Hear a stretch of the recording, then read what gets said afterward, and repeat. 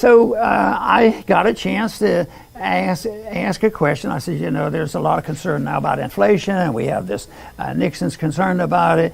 I said, what causes inflation? And he had the answer, the Keynesian answer. He says it's called cost push inflation. When cost goes up, it has to be passed along to the other people. And he says sometimes inflation starts by demand. There's higher demands for things, and that means that people have to, produce more products and prices go up. It was just sort of a Mickey Mouse way of saying why prices are manipulated and how they affect prices.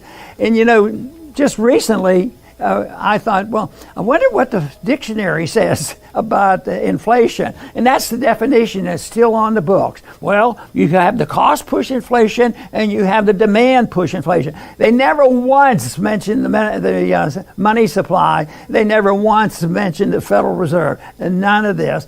So what does this invite? It invites more controls. So that's why wage and price controls, are significant. They're already whispering about wage and price controls for us. And in many ways, there are price controls on a lot of things. There's price controls in medicine and different places. So they're there, and indirectly and directly, they have a lot of controls, but they'll get a lot worse. Just think of the controls and the mandates they put on because of coronavirus. So they're not going to hesitate. They haven't given up on this, but people ought to know that is not a good reason to go along, to get along and say, well, they know what's best. They'll take care of it.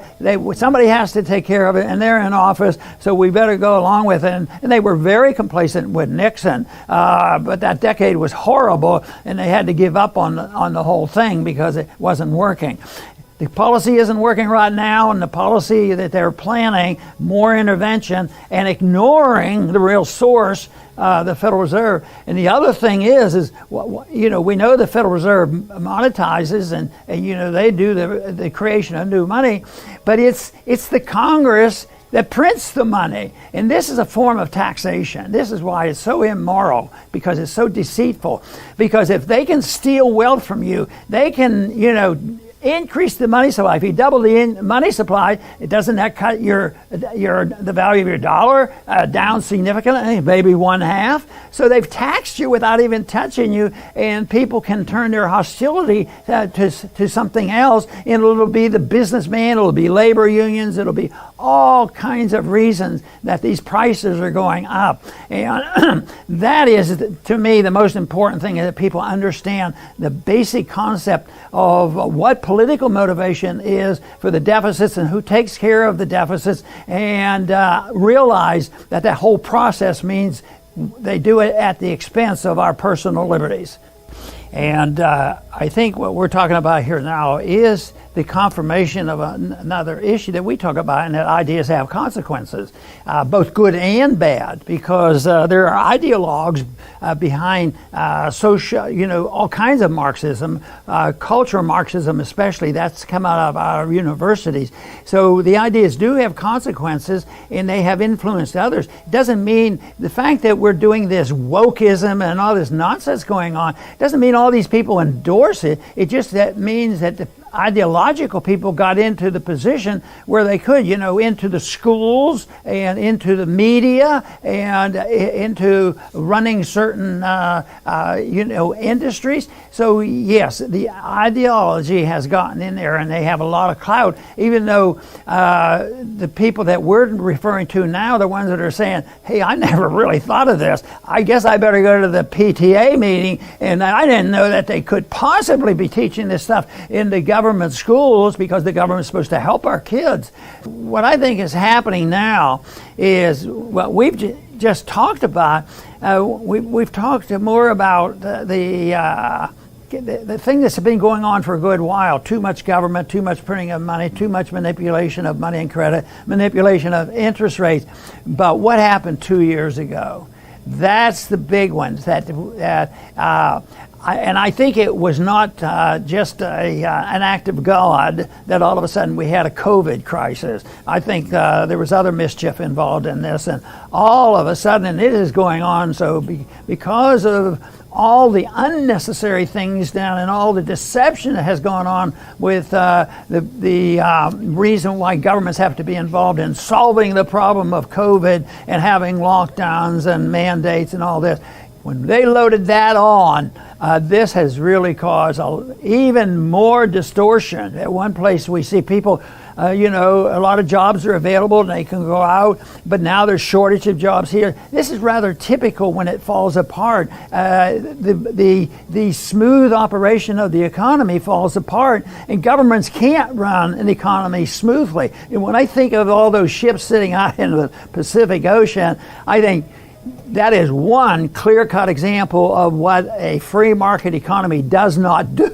All of a sudden, the ships have closed down. So there's all kinds of explanations, for that. But I think we're in a different era. We have the unbelievably spending and borrowing, which is going on, and they cannot resist. And now we have on top of this the obsession with sticking with the control of the people. And right now, this whole mess with COVID, I think the most motivating factor there has been to get a vaccine passport.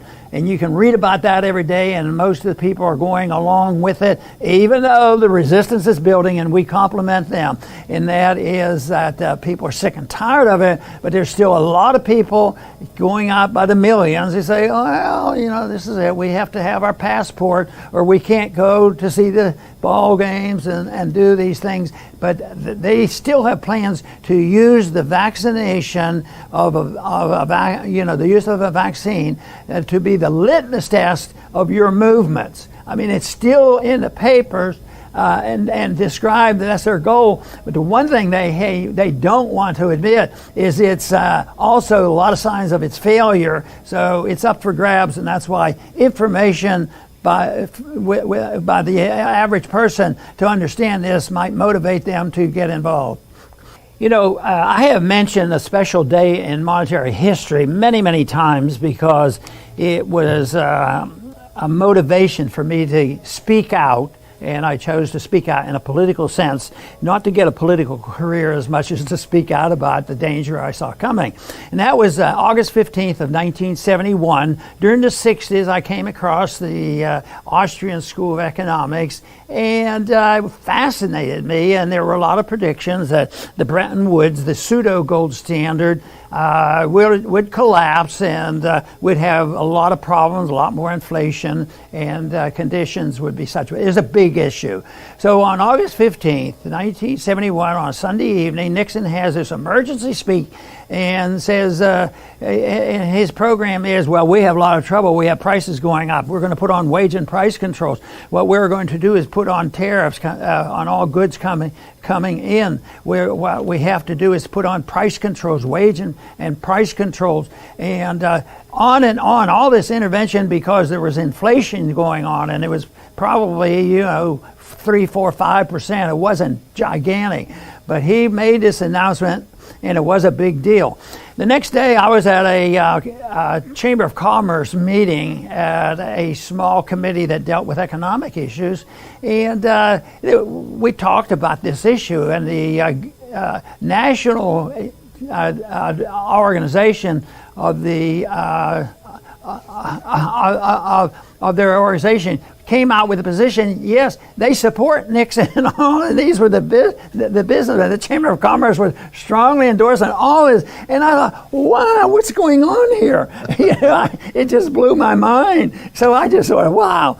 So a couple weeks later, and this was probably the first time I got directly into politics, I heard our local congressman was coming and meeting with the Chamber of Commerce. So it was a small group, and it was very quiet, and they asked questions, and you can imagine how dull it was. So all of a sudden, so the ideas are crucial. right now, the suffering we have today are the suffering from the ideas of bad economic ideas and bad political ideas, bad foreign policy ideas. At the same time, what Chris is talking about is we're seeing some good things happening, and that's a consequence of it. I just think that and you have to have people willing to stand up. I think it's marvelous when you see a town hall meeting with a PTA. There was one episode where the people showed up, but there was one spokesperson. There were more, but one was very, very precise, and she talked about it. And all of a sudden, I think that was the one where the whole school board had to resign on the spot but she had all the information down, the ideas of liberty and how the current ideas were hurting the kids and hurting the economy, that people can find it. So we can't use force to get rid of these people who are insanely hurting us, but we have to confront them. We have to confront them with ideas, ideological battle that is on, and yet I think that's an easy argument. I've always wondered why we don't do better when we talk about personal liberty, the moral defense of liberty, the right to your own life, the right to keep the earnings that you have, and restrain the government, and stay out of wars without declaration. Everything there seems so wonderful. And one thing I found out that a lot of the college kids were strongly supportive of these ideas. So no, the ideas are there now, and they're becoming more alive. And just like the whole chant about Brandon, this is the way it works. But you got to plant the seeds, and I think that is our job. And I think everybody that watches this program must have the same interest at heart as well. Before we continue, help us clicking that YouTube like button and subscribe now to our channel. This shows the algorithm that you valued this information, and it helps us spread that message. Sharing is caring. And now, let's continue. Do you want to know one thing about crypto?